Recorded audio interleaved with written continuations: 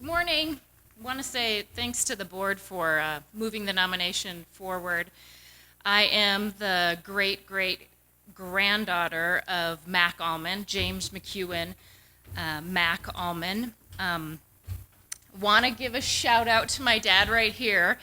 Mac Uhlman's really a mythic character in our family. And he really did all the primary historical research to kind of back all that up, went to the courthouses, et cetera. So hats off to my dad for really finding all that historical documentation for Mac Uhlman. Most of what I'm going to share, too, it happened really within 50 or 60 miles of where we are today. So you think about Alexander, Arnegard, Watford City, Williston, this was all the sacred ground of where all of this happened. Truly my homeland and our family's homeland. And I like to point it out because I'm now living in California. And as my cowboy dad always points out, the land of fruits and nuts. So it's always lovely to be back home. So yeah, Erin, how's the land of fruits and nuts? That's exactly how he starts our conversation. So yeah, wonderful to be here. Mac Uhlman, really, no doubt, deserves to be in the North Dakota Cowboy Hall of Fame. Quite frankly, McKenzie County, and by extension, the great state of North Dakota, is where it is today because of Mac Uhlman and, certainly people like him.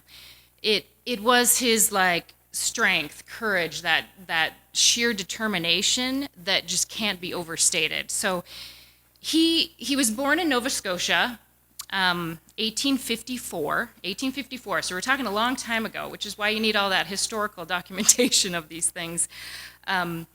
So he and several family members, including in-laws, immigrated to the United States, Wisconsin specifically. They ended up near River Falls, Wisconsin.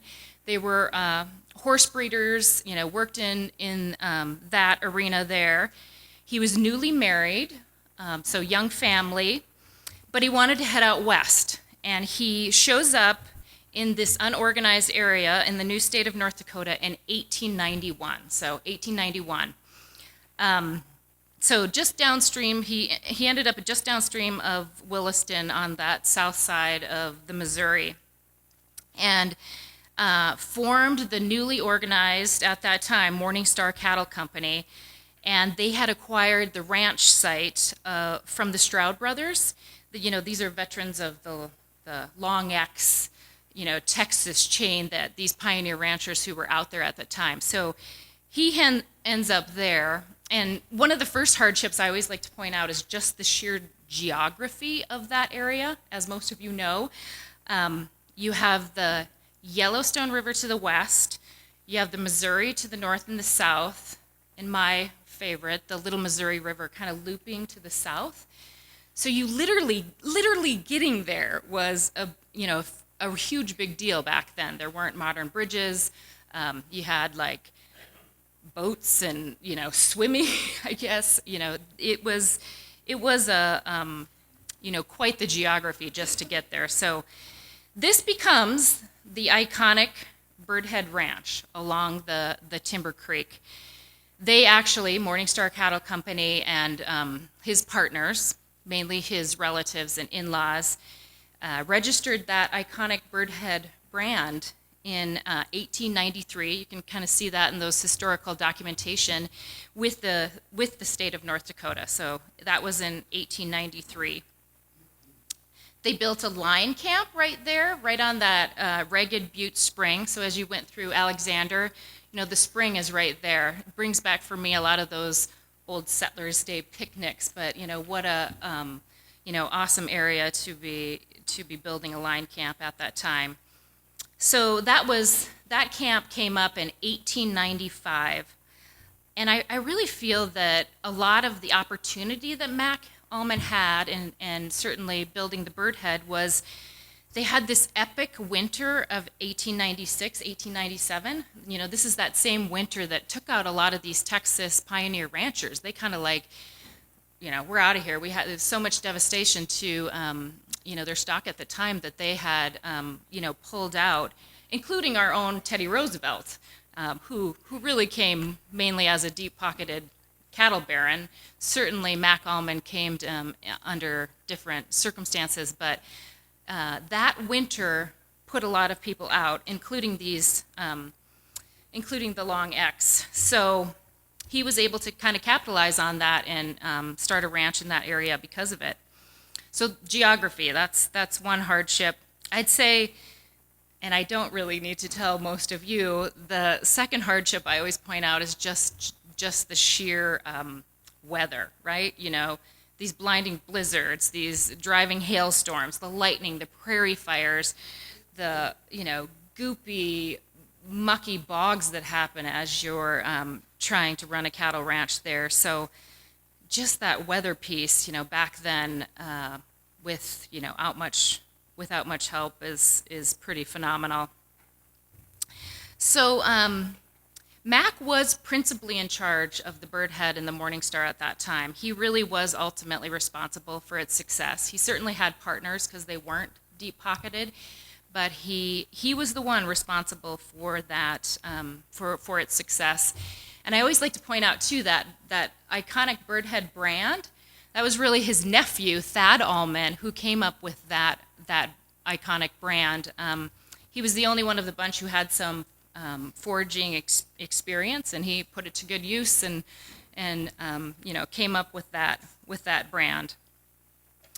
Another unique characteristic about Mac Uhlman, he, you know, this was like a heavy fur trading area, right? We have lots of coyotes back then, gray wolves, even grizzly bears, etc. And Mac had a unique way of dealing with that, which was packs of greyhounds. He had packs of working greyhounds on the ranch, you know, working order. He even hired a wolfer and Angus Kennedy to, you know, help out with that that part of it. So I'm sure he saved, you know, lots of stock with the working of the greyhounds. That was, I think, pretty unique. So yeah, that's probably hardship number 3, those predators of the 4-legged variety. But it came to be that outsmarting and running down predators of the 2-legged variety, that was a lot of Mac's claim to fame too, and that probably proved to be the hardest. And so that being cattle rustlers. So the Bird Head at that time, they had been noticing that a number of stock had been leaving the ranch. And so he and the boys would ride out and try to find what's going on with this missing stock, etc., but would always lose them in the Badlands. So they were like taking stock and kind of hiding it out into the Badlands. And I think after a while he was just done with it. Like, we got to do something about this. So he wrote out to Stark County Sheriff Jack Goodall. He's in the North Dakota Cowboy Hall of Fame out over in Dickinson. And they formed a posse right there to deal with this. I think Mac as a person, he was known for his integrity, really felt strongly that yeah, we definitely need to do something about this. So he was deputized on the spot. They gathered some others around the area. A posse was formed, and they rode out. So they were probably in the saddle a couple days. There was a warrant out for the arrest of McPete. That's who they knew this was. It was McPete and a band of outlaws who had really done this. And they formed a posse. Warrants were out for his arrest, but nothing would show up.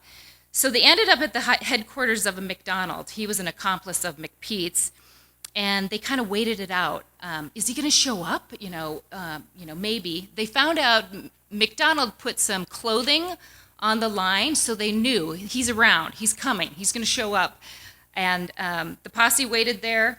Sure enough, McPete shows up that evening, rides in, and he's within 40 yards of the log cabin headquarters there. And Sheriff Goodall tells him to stop, spurs up, heads to the next embankment, and they shot him as he's just going over. So I can't say enough. He brought law and order to McKenzie County in so many ways, that being one of them. And they did find the lost stock later.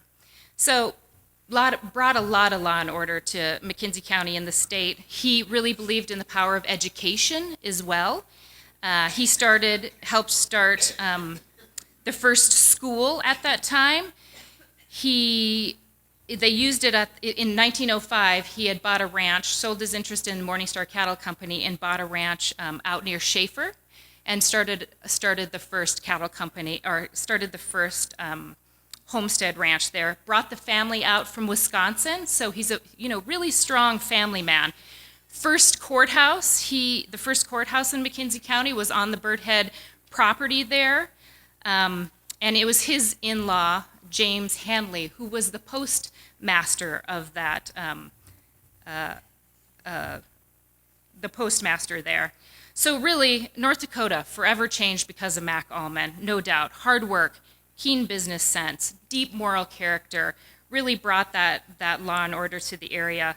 He died tragically in southern Pennsylvania, bringing horses to the area. And so he never lived to be 60 years of age, but he really instilled in our family.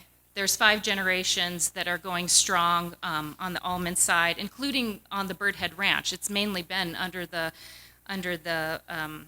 legacy of an Uhlman since that time. And my great-grandmother, Letty Uhlman Kellogg, the daughter of Mac Uhlman, took on his ranch after he died and brought it to success. So I say that too, that was an important part of him instilling this deep love of ranching and the skill to give the confidence to his daughter to run that ranch later.